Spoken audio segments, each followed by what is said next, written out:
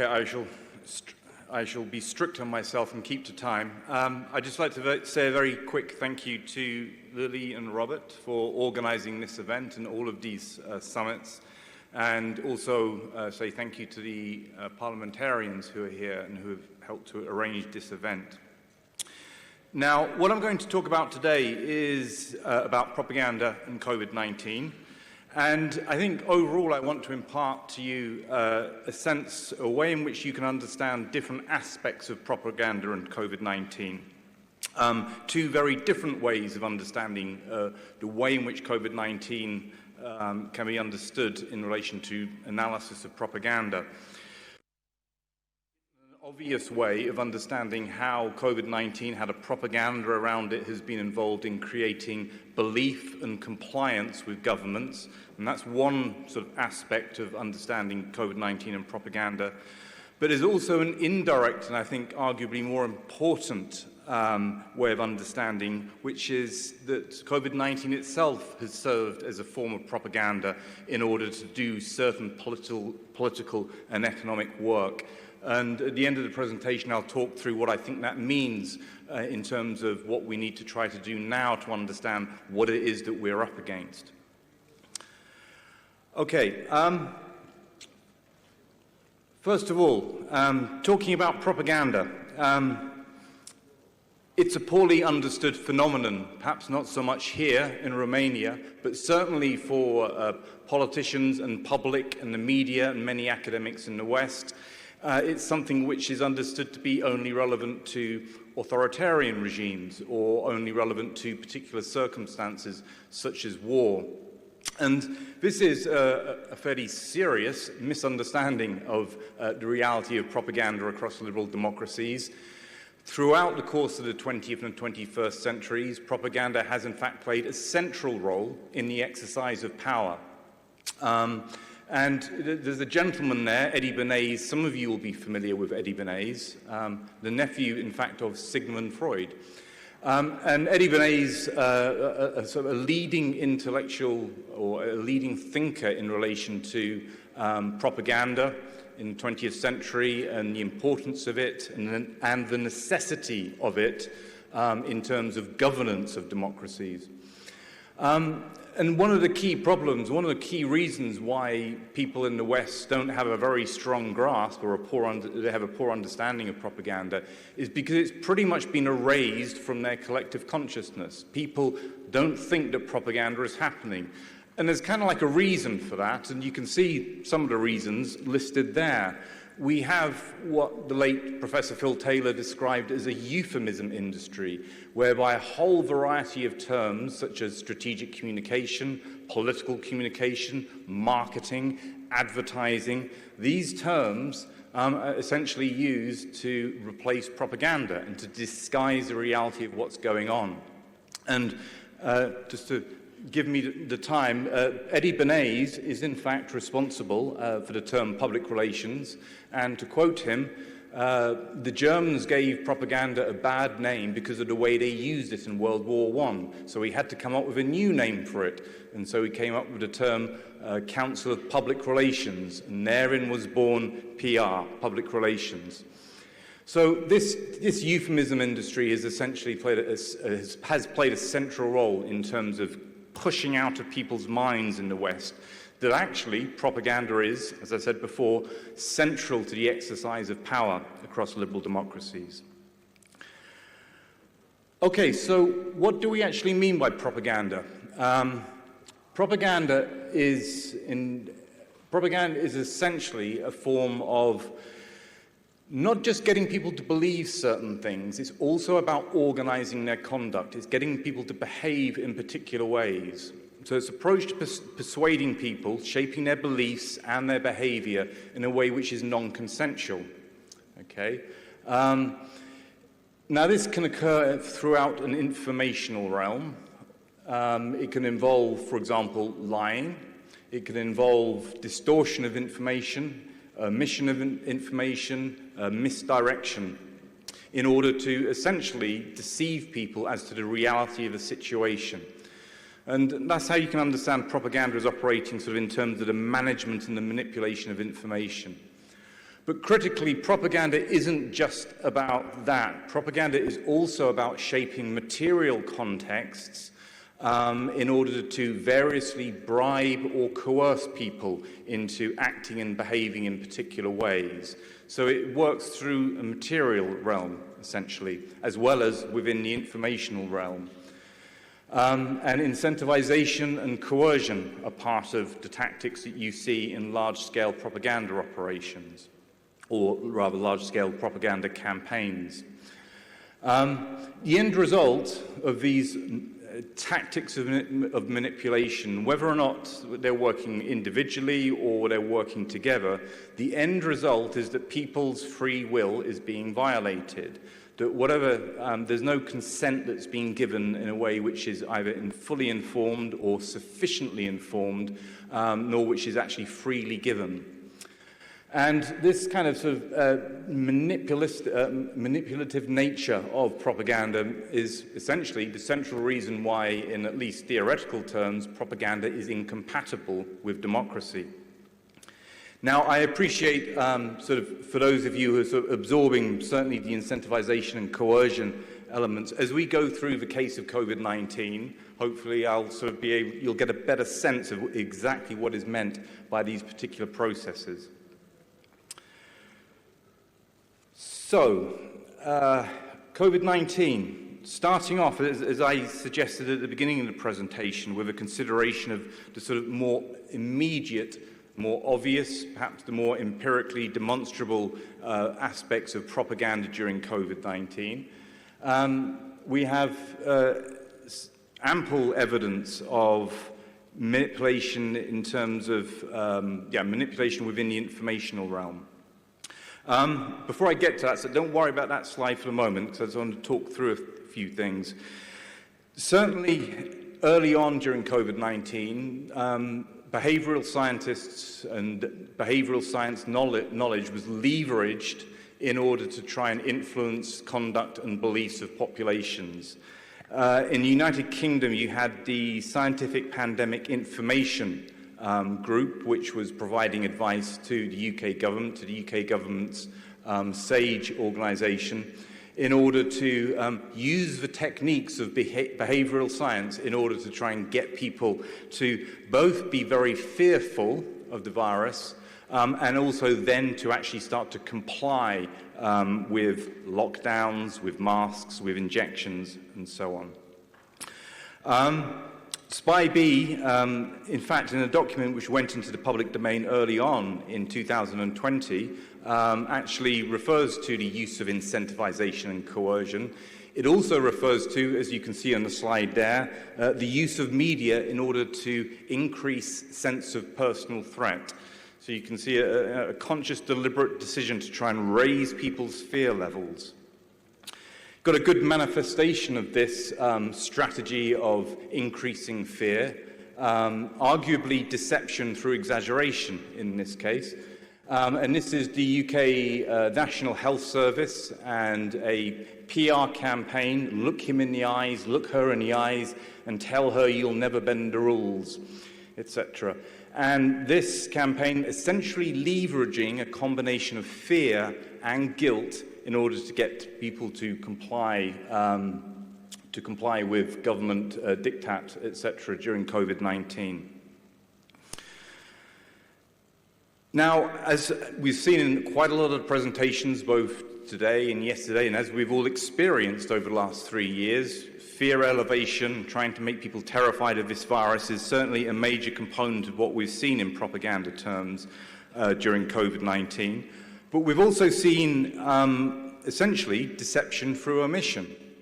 In some ways, I'd argue that this is actually the bigger part of the question of propaganda in relation to promoting issues surrounding COVID-19, omitting information, and that has primarily been achieved through censorship censorship combining or censorship under the rubric of controlling disinformation. And again, we've seen this time and time again in the presentations over the last couple of days, this deeply problematic idea of disinformation being used in order to then justify censorship and removal of information from the public sphere. and from the circulation within public discourse. Quite clearly, you've got a slide here. This is the United Nations Counter-Disinformation Campaign, reporting people for online misinformation. Next slide, we've got an example from, this is the United Nations, I believe, yes, Project Verified, Fighting Misinformation on COVID-19. Sort of coming from a very top, as was just described, global governance level. And again, the strategy here ultimately is to try and get information identified as mis or dis, and then getting it out of public circulation, creating an omission of that information. Now, I mean, I'll go back for a second. I'm sure we could all list scores of examples of this that we've all experienced over the last 3 years. So this is very, very clear, easy to demonstrate evidence of deception through omission as part of propaganda during COVID-19. I suppose we could still be umming and ahhing about it amongst at least some of the academics who study propaganda about, well, exactly, how much censorship was there. I think that the Twitter files, which some of you will be familiar with, and this is the work of Michael Schellenberger, Matt Taibbi, Andrew Löwenthal, and others, essentially looking at the material which came out after Elon Musk had taken over Twitter. And what they found and what they evidenced was very direct interactions between federal government agencies in the US and Twitter with the objective of censoring information. And they've described pretty persuasively a censorship industrial complex, which actually starts to link in a very interesting variety of actors. Everything from fact-checking organizations, and I appreciate you probably won't be able to read the details on this slide, but it does at least give you a sense of the scale of this. But you have this kind of interaction between non-governmental organizations, fact-checkers, again, working with a disinformation concept, big tech, foundations, academic initiatives, and government, all as part of trying to remove disinformation from the public sphere. So pretty direct confirmation there, I think, through the Twitter files and a very sort of accurate characterization of what we have in terms of a censorship industrial complex. So perhaps this is not news to anybody here. Perhaps it will be news to people who are listening out in the wider audience. But clearly censorship going on, clearly omission of information. It gets uglier with COVID-19, and again, this is something that many of us have experienced. We're edging into the territory of, I think, more shaping of material contexts here. But we have clear examples of character assassination or smear campaigns being initiated and activated during COVID-19 in order to try to shut people up.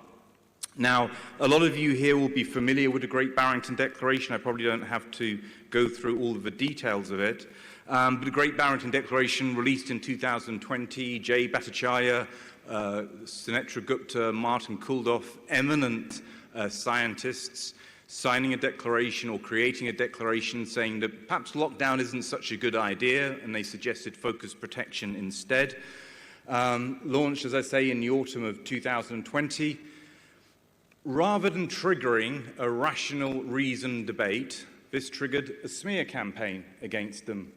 And this here is an email sent from, let me get this right, this is from Francis Collins, National Institute of Health Director, being sent to Tony Fauci. I don't need to explain who he is. And they have noted the Great Barrington Declaration, and they have said, well, we've got a proposal from three fringe epidemiologists, and it needs to have a quick and devastating published takedown of its premises. Is it underway? So here you have, quite clearly from the very, very top, an attempt to not engage with what they're arguing, but to instead engage with starting to try and smear the scientists involved with this and smear the declaration as well. Whoopsie daisy, go back again. I was going to add as well that and just picking up on this idea of smear and character assassination, a very recognized tactic within PR circles. You saw this being applied, obviously, to the populations at large. The Canadian trucker protest, for example, elicited smear terms such as fascist and far right, and so on. Now, to be absolutely clear, these kind of labeling tactics that we've seen in the character assassination campaigns during COVID-19, they're a form of ad hominem attack. It's a fallacious argumentation strategy. It helps the attacker avoid substantial and factual analysis and engagement with the issues that people are raising. And it works through essentially making false, misleading, or irrelevant claims about the character, identity, or psychological makeup of people. Sunetra Gupta herself was smeared as a conspiracy theorist by the British media at one point. None of this constitutes reason, debate, and dialogue, and I hope that that is clear. And it gets uglier. Now, this is very much into the realm of shaping material contexts in order to coerce people. Obviously, and again, I'm making a mistake, need to go back, haven't got enough slides. Coercion, you can see quite clearly in the broadest sense with, for example, mandating over-injections, and this led to multiple people losing employment, being kicked out of jobs. Again, we've had this coming up time and time again in the last couple of days. Prominently, for example, Professor Julie Panesi from Western University in Canada, she lost her job because she would not take the injection. Similar fate befell Professor Kiriaki from University of California, Irvine. This year, 2023, in Germany, we've seen a pretty malicious attempt to prosecute Professor Sukrit Bhakdi, high-profile opponent of COVID policies. This was in Germany, trying to prosecute him on very tenuous legal grounds. And very recently, we've seen the prosecution of Berlin-based US playwright C.J. Hopkins for 2 tweets that he issued, which were criticizing Lauterbach, the German health minister. 2 tweets, and they prosecuted him for that. So we have here the creation of essentially a coercive context in which we have the sort of promotion of fear, and then we have the smear campaigns, etc. And it's very important when we think of all of these kind of sort of forms of propaganda and manipulation going on. Essentially, they work in a synergistic fashion. They work to reinforce each other. They construct an environment in which self-censorship becomes ubiquitous. So how does this work? Well, deplatforming of dissident scientists sends a clear warning as to which subject matters and issues are off limits, whilst examples of smearing highlight the potential unpleasant consequences of discussing such issues. Coercion acts as a final hard stop for anyone entertaining the possibility of risking talking about censored issues and riding out the smears that will result. Loss of job and loss of income becomes too much to bear. So this is this idea that all of these tactics work together synergistically in order to create really a very high level of manipulation that we've seen over the last 3 years.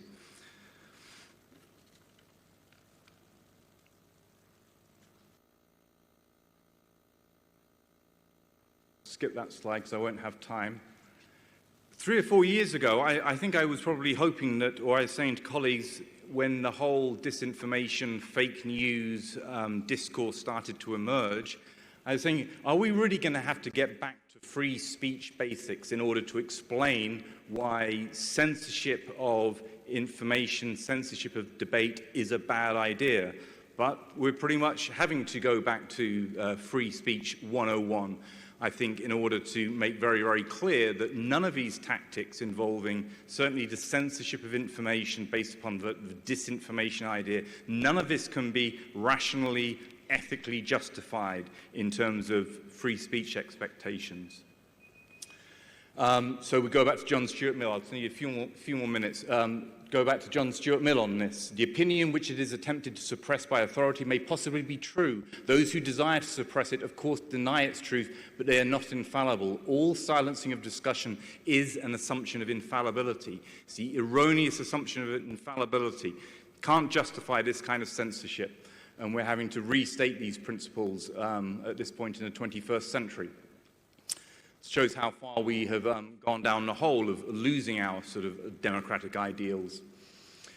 Now, this is sort of essentially working with this idea of the most obvious sort of aspects of propaganda that we can see during COVID-19.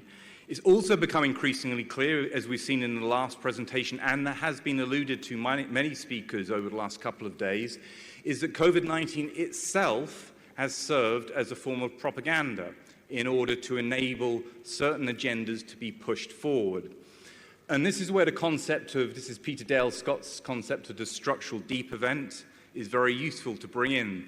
The structural deep event sort of basically identifies the ways in which elites can be involved in instigating, exacerbating, or exploiting events in order to push forward particular political agendas or economic agendas.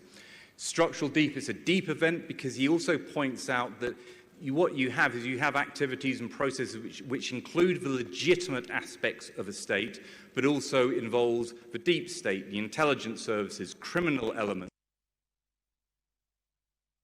who at various points interact together in order to either instigate, exploit, or exaggerate events in order to push forward issues. And they're structural because they lead to, or they are part of trying to obtain long-term structural change to a society.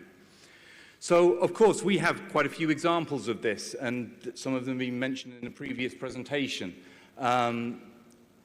We have the World Economic Forum and the Great Reset, and we have the political agenda clearly being pushed forward in early 2020. And actually, Charles Clark actually said himself that COVID-19 was a narrow window of opportunity to reflect, reimagine, and reset our world. Other evidence, certainly in terms of the economic component of understanding of what might have been going on at a deeper level in relation to COVID-19, financial markets crisis, which I don't have time to go into, but the overall drive, Bank of International Settlements and other economic actors to move us towards central bank digital currency, potentially programmable, is another aspect of understanding COVID-19 as a structural deep event. Specific policies, digital ID, central bank digital currency, and of course the pandemic preparedness agenda, international health regulations, and as I discussed earlier, the censorship industrial complex. All of these represent essentially an attempt to concentrate power. You can link them in and you can identify it to various actors during COVID-19, and which goes really points us in the direction of understanding COVID-19 primarily as an attempt to either instigate or exploit this proclaimed health emergency in order to push forward agendas. Now, I'm going to emphasize that I think that a lot of work needs to be done, both in terms of systematically identifying interests, actors, and agendas, and crucially power networks, in order to understand exactly what we're seeing in relation to the use of COVID-19 as a structural deep event. But there's a lot of evidence there, and this is certainly the way to go in terms of understanding the bigger political and economic processes which are underway. So just concluding comments. And sorry?